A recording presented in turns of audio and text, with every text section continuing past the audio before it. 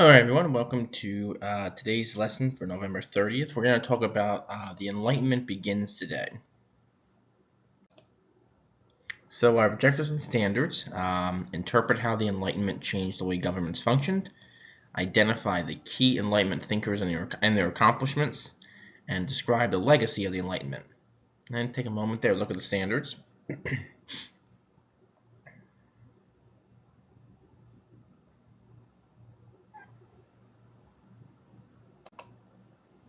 And our desired result, how did Enlightenment thinkers and philosophers change society?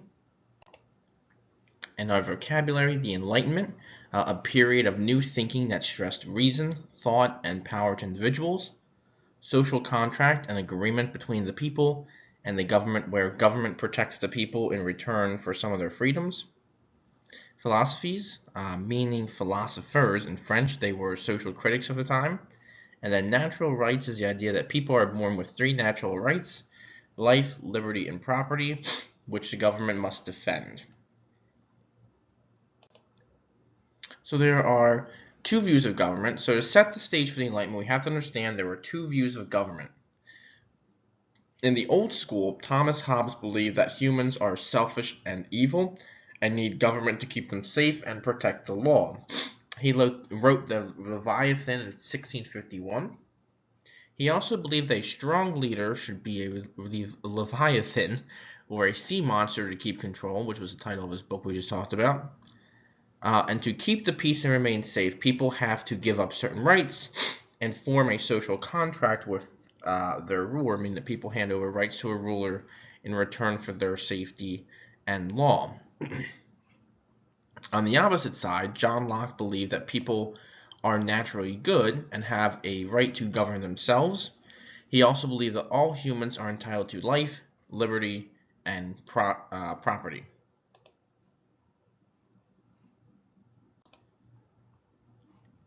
So advocating for reason. The Enlightenment began in France in the mid-1700s, and it began with people beginning to meet to discuss politics and ideas, especially in Paris. People who were part of this movement were called philosophes, and they were always critics of society. They believed in 5 concepts.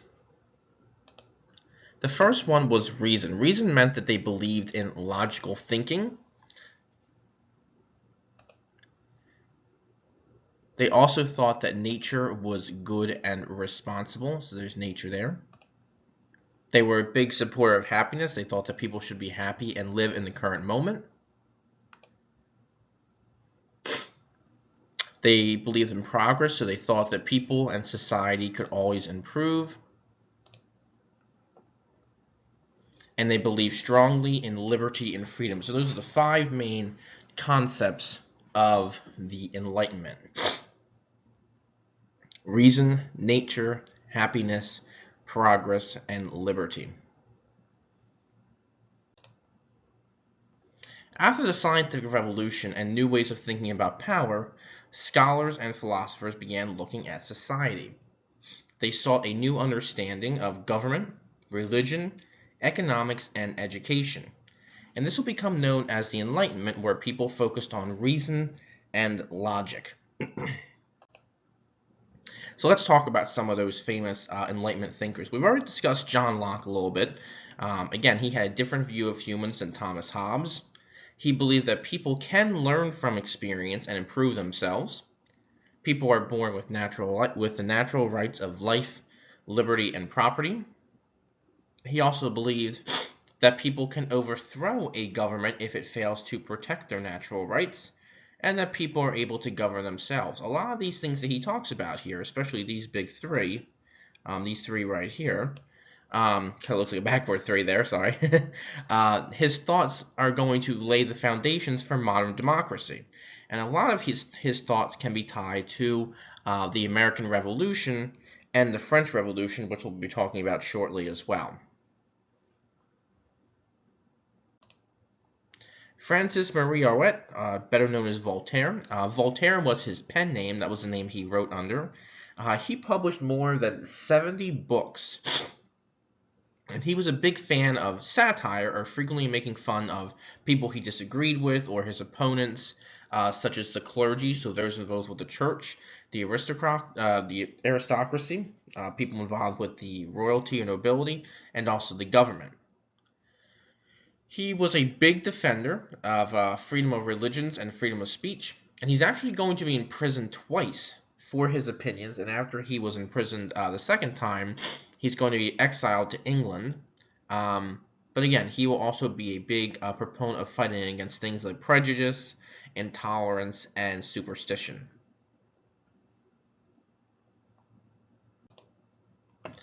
Baron de Montesquieu.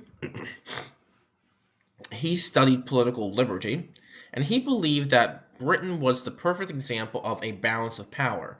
You had the king and the ministers who were in charge of the executive power. You had Parliament, which was in charge of the legislative power. And then you had the judges and the courts, which were in charge of the judicial power. And he stated that the division of power among these groups represent a separation of powers, and that neither one side could outrule the other. So he is a full supporter and proposed a separation of powers that would prevent any individual or group from having complete control of the government. And again, his views as well would play an important role in the establishment of what we will later discuss as the U.S. Constitution. Jean-Jacques Rousseau, he's going to kind of disagree a little bit about some of the things that different Enlightenment thinkers say. For example, he disagreed that reason, art, and science would improve life. Now, he is very passionate about individual freedom, but he stated that the only good government is a government that is formed freely and guided by the general will of the people, which is a direct democracy. He also believed that a social contract is not between government and citizens, but between citizens and citizens to create a society and a government for the better. He thought society made humans corrupt, and the only thing to do to fix the problem was for humans to create their own society and government. Cesar Bonusano Beccaria. Many of his ideas are going to help promote reform for criminal justice and criminal systems in Europe and North America. And he is an Italian philosopher who focused thoughts on the justice system. He stated that law exists to preserve social order, not to avenge crime. So we shouldn't be punishing people and torturing them for their crimes. We should be trying to help them get better. So he was against torturing criminals, punishments that were cruel, and also he was against capital punishment, such as like the death penalty or things like that. He also believed that there should be speedy trials for criminals, so we shouldn't be having criminals, sit in jail for months and months and months without seeing a judge. And he also believed that the punishment should match the degree of the crime. So, for example, if you steal a loaf of bread, we shouldn't be taking you to be hanged or have your head chopped off. Obviously, that punishment doesn't match the crime.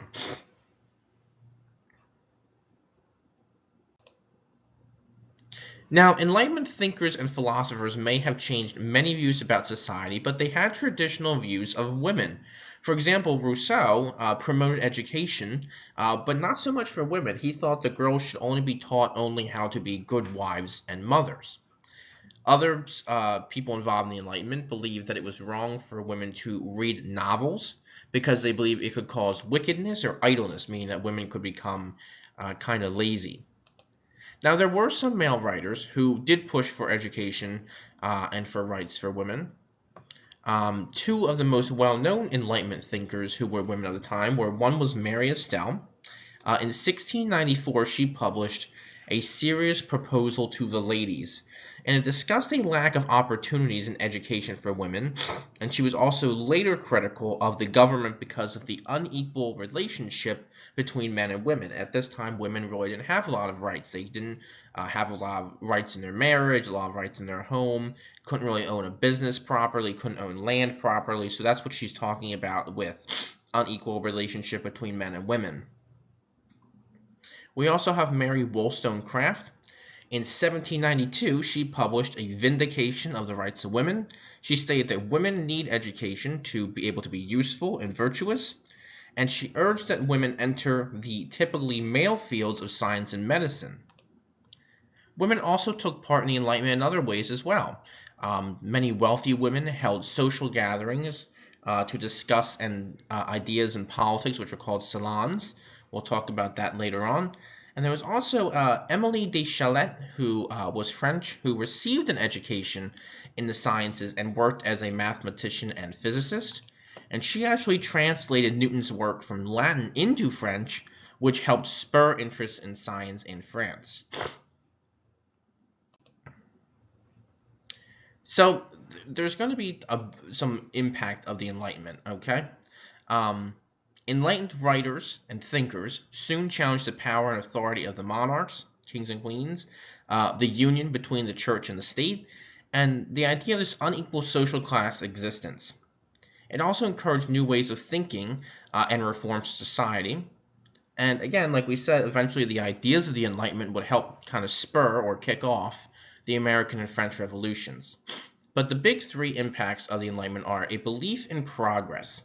Scientists and other pioneers are going to help solve problems and look to improve society with what they find. We talked about Galileo, Copernicus, all these different scientists and other pioneers in terms of those fields, improving society and moving forward in terms of science and medicine, astronomy, all those things.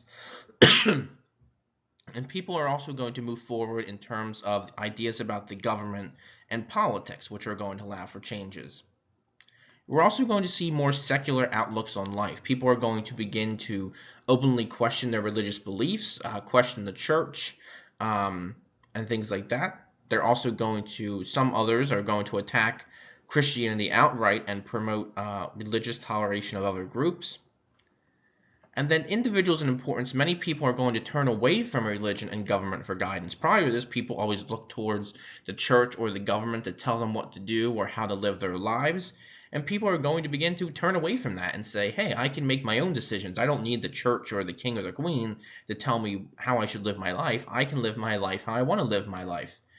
So individuals begin to act out in their own self-interest as well. So in summary, people began to question society, government, and religion. And then we also begin to see that thinkers and writers are going to address changes that should occur to improve society. All right, so please try your best on the questions, and I will hopefully see and talk to you soon.